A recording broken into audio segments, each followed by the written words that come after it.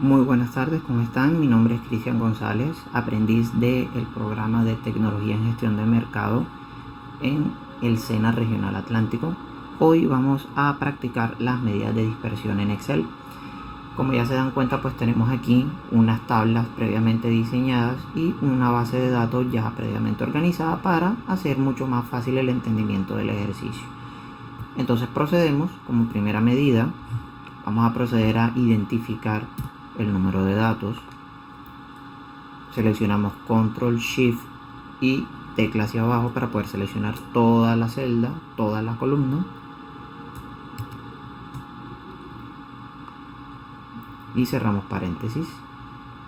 Podemos contarlos individualmente, pero Excel nos brinda una función que se llama contar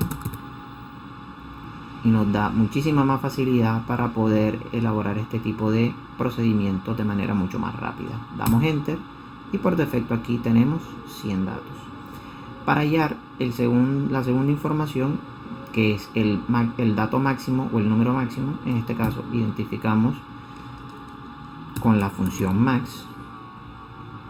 Seleccionamos nuevamente nuestros datos, cerramos paréntesis, damos Enter y listo. De la misma manera, pero con la función min, identificamos el valor mínimo. Seleccionamos nuestros datos, cerramos paréntesis, damos Enter y listo. Tenemos nuestro valor mínimo. Para el rango no es más que la resta entre valor máximo menos el valor mínimo, nos da 40. Y ya para el intervalo tenemos que aplicar la ley de Sturges, que la identificamos mediante 1 más 3,322 por el logaritmo 10, que también nos ayuda Excel a identificarlo. Y el número hace cuenta de los datos totales que tenemos. Así que cerramos paréntesis. La ley de Sturges, que nos dice que si obtenemos en el resultado un número impar, debemos de redondearlo a la baja. Entonces, esto con el fin de tener datos mucho más homogéneos. Marcamos aquí la celda para poder identificar este número, que es el que vamos a utilizar. Y para la amplitud no es más que el rango entre el intervalo. En este caso el intervalo, recordemos que es el que redondeamos, que fue 7. Damos Enter y también nos da un número impar. Redondeamos a 5. Resaltamos aquí nuestro número y pasamos al siguiente paso.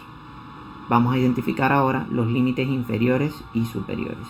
Ya por defecto conocemos el límite inferior, que es 20. Pero ¿cómo hallamos el límite superior? Lo hallamos de la siguiente manera: sumamos el primer límite inferior más la amplitud. En este caso vendría siendo 5, que fue el número que redondeamos. Para nuestra facilidad podemos fijar la celda de amplitud, esto con el fin de poder replicar la formulación en toda la celda de esta columna y poder hacerlo mucho más rápido. Damos Enter, arrastramos los valores y como se dan cuenta, aquí tenemos ya replicada en cada una de las celdas la fórmula. Esto va a cambiar eventualmente por el hallazgo de los siguientes límites inferiores, que sería el segundo límite inferior, lo obtenemos de la sumatoria del primer límite superior más 1, que sería la regla.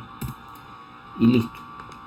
Extendemos nuestros valores para que tomen la fórmula y listo. Tenemos aquí ya nuestros límites inferiores y límites superiores.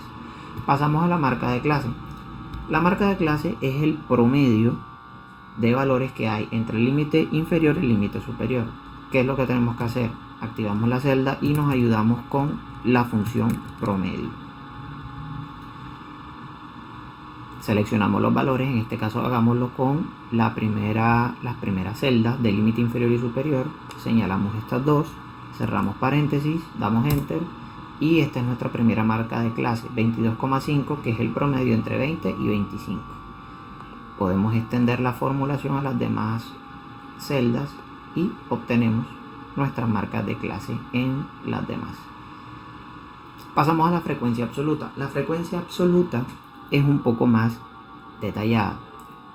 Debemos ya por función seleccionar toda la celda, activamos con más, nos ayudamos con la función frecuencia y nos da dos valores, datos y grupos. Los datos son los 100 datos que tenemos aquí, que es toda esta columna, y los grupos hace referencia a el límite superior, es decir, toda esta columna. Entonces pasamos a seleccionar todos los datos que tenemos, que son los 100, punto y coma, y pasamos ahora a los grupos, y aquí seleccionamos todos nuestros datos. Ahora el siguiente es seleccionar toda la columna del límite superior.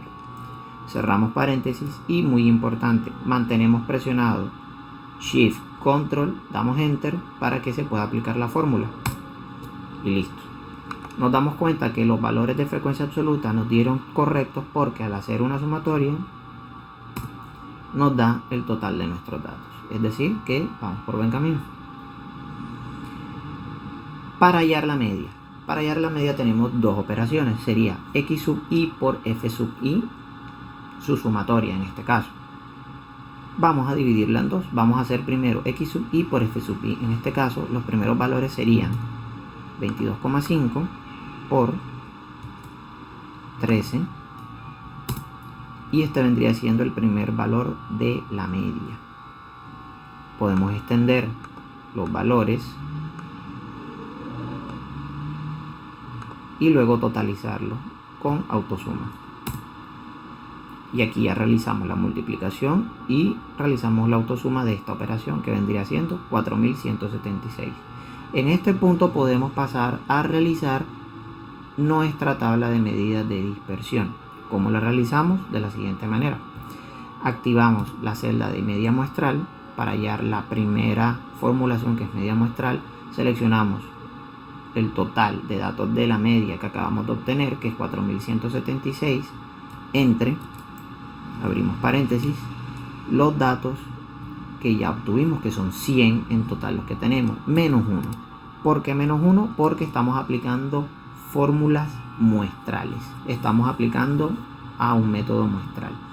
Le damos Enter y obtenemos nuestra media muestral, 42,18. Seguimos con nuestra tabla por este lado y tenemos dos partes para poder hallar la varianza. En este caso vamos a hallar primero el resultado de x sub i menos la media muestral que la acabamos de obtener. ¿Cómo lo hacemos? De la siguiente manera. Activamos la celda x sub i menos la media muestral y listo. En este caso podemos extender también la formulación a las demás, pero para cualquier eventualidad podemos también realizar el procedimiento manual. Podemos hacerlo así. Seguimos con 28,5 menos la media muestral y así sucesivamente hasta obtener todos los datos. Esto con el fin de tener otra opción distinta, de pronto más práctica para algunos, para poder obtener los datos. Aquí tenemos ahora 46,5 menos 42,18. Activamos nuevamente 52,5 menos 42,18. Y por último 58,5 menos 42,18. Y listo, tenemos nuestra columna ya realizada o parte de la varianza. Ahora pasamos a la siguiente parte. En este caso nos muestra una sumatoria de x sub i menos la media muestral al cuadrado por la frecuencia. Ya obtuvimos la primera operación, que fue x sub i menos la media muestral, que son estos valores que tenemos acá. Lo único que resta es multiplicarlo por la frecuencia y luego realizar la sumatoria. Hay que elevarlo al cuadrado, así que nos ayudamos de la siguiente función: potencia, colocamos el número, en este caso es menos 19,68, colocamos punto y coma, colocamos la potencia, en este caso es 2, cerramos paréntesis y lo multiplicamos por último por la frecuencia, que sería 13. Este mismo valor, como ya sabemos, podemos extenderlo a las demás celdas y replicar la fórmula. y nos resta por último la sumatoria. Así que damos autosuma y listo. Y aquí tenemos nuestra operación. En este punto podemos ya realizar tanto la varianza muestral como la desviación estándar. ¿Cómo la identificamos? De la siguiente manera. La varianza muestral no es más que el resultado que nos acabo de dar anteriormente, que es este de aquí, entre, abrimos paréntesis, los datos menos 1. Recordemos que es fórmula de tipo muestral. Y tenemos nuestra varianza muestral. Y luego, para poder hallar la desviación estándar, no es más que la raíz, nos ayudamos de la función raíz de la varianza muestral. En este caso es esta de aquí. Cerramos paréntesis y listo. Tenemos 12,58. Para hallar la desviación media, tendríamos que realizar el siguiente procedimiento. Y ese es, primero, realizar la última parte de la desviación media. Para poder realizarlo, hacemos la siguiente función. Aplicamos aquí ABS, que es valor absoluto. ¿Y esto para qué nos sirve? ¿Recuerdan esta columna que tenemos aquí? En valores negativos algunos. Bueno, esto es precisamente para pasarlo a valores positivos y poder realizar la autosuma. Entonces, vamos a pasar los valores. En este caso vendría siendo menos 19,68. Cerramos paréntesis y vamos a multiplicarlo por la frecuencia. Podemos extender la formulación y luego autosuma. Y listo, tenemos nuestra desviación media. Listo. Y para hallar con este total la desviación media, podemos realizarlo de la siguiente manera. Arrastramos el valor, lo vamos a dividir entre el número de datos totales, según dicta la fórmula. Aplicamos y este es el resultado de nuestra desviación media. Por último, para poder hallar el coeficiente de variación, tenemos que aplicar la siguiente fórmula, y es simplemente activamos la celda y colocamos la desviación estándar entre la media muestral. El resultado ya por defecto lo tenemos aquí en porcentaje. Si no lo tuviéramos en porcentaje nos hubiera dado de esta manera, pero al momento de realizar una operación con porcentajes que nos dé el resultado en porcentaje, podemos aplicarlo por defecto y nos da el coeficiente de variación 30%.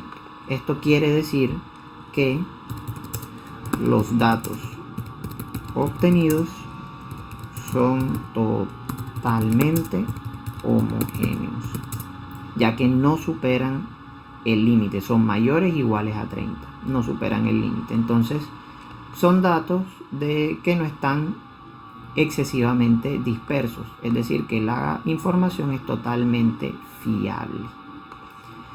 Y bueno, eso es todo, muchachos, por el día de hoy. Espero que haya quedado bastante claro y eventualmente estaremos con nuevos datos y nuevos ejercicios. Buenas tardes.